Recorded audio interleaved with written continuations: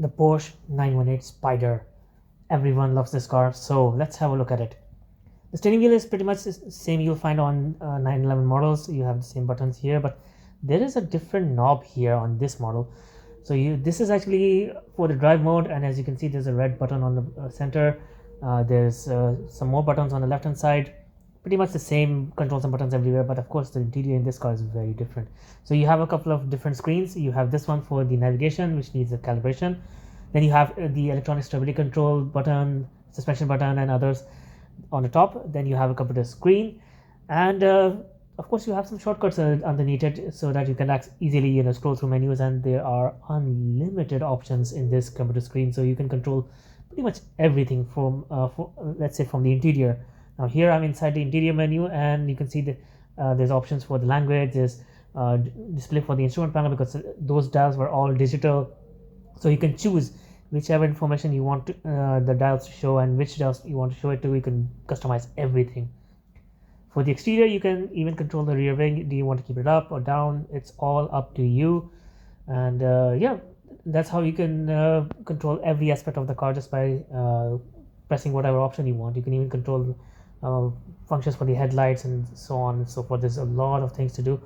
Now there's another knob underneath, and here you can see that these shortcuts are for the phone, for the tuner, radio, the media, and everything. The last knob here is for the climate control. Now as for the rest of the interior, it's not too cramped inside. There's carbon fiber in the middle. There's an armrest here. Seats are quite nice looking, but they're fairly comfortable like sports seats are. But of course they have a really nice lime green stitching that you'll find on this on the doors, on the seat belts.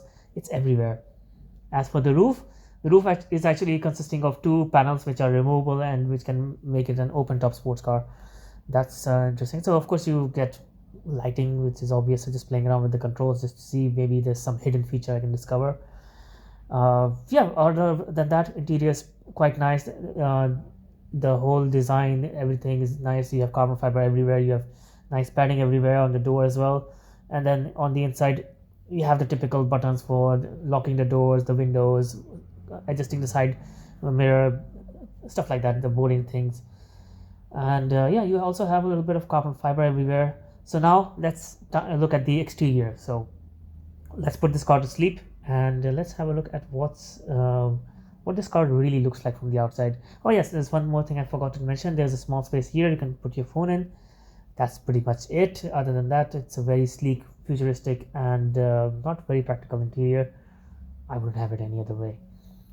So this is a 4.6 liter twin turbo V8 power plant, and it's a hybrid setup. It makes around 890 horsepower, which is insane. So yeah, this is it, the final look at the interior. Now let's have a look at the exterior. So this particular car is in dark blue, and it's really nice. Now there are some places where you can find that lime green color on the outside as well.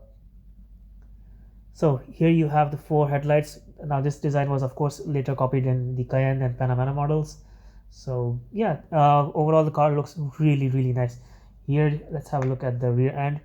The rear tail lights, those are very nice, very wide, and they're hollow to let air flow through them. So how does this car work? Basically the aerodynamics are very smart. So you have air intakes in the front, and those are designed to channel air in. Of course, all that air that goes in comes out through this vent here, creating downforce for the car, and of course improving its handling. Now overall the car looks really nice, but it's not my favorite hypercar. Anyway, if you look at the wheels, those are also very nice designed, and you have the lime green on the brake calipers, and you'll also find the lime green around this E hybrid logo just here on the fender. Now of course to let the air out when the front wheels are spinning, there's a small vent here, and as you can see the tires directly there.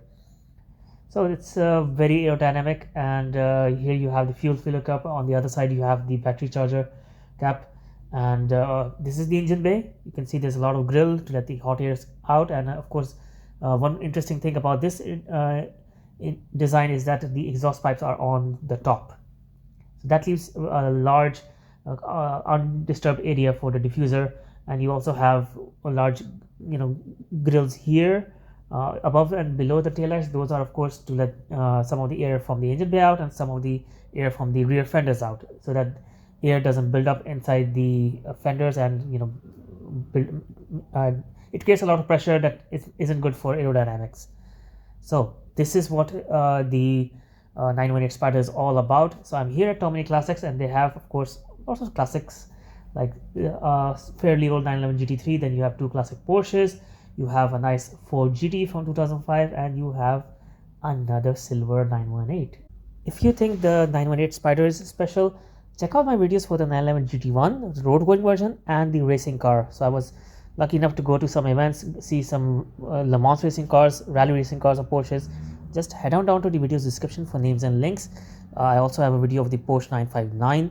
So if you're a Porsche fan, you're going to love those videos. For other manufacturers, you can find them on my channel, ranging from Bugatti, Pagani, hypercars, supercars, luxury cars, all of them.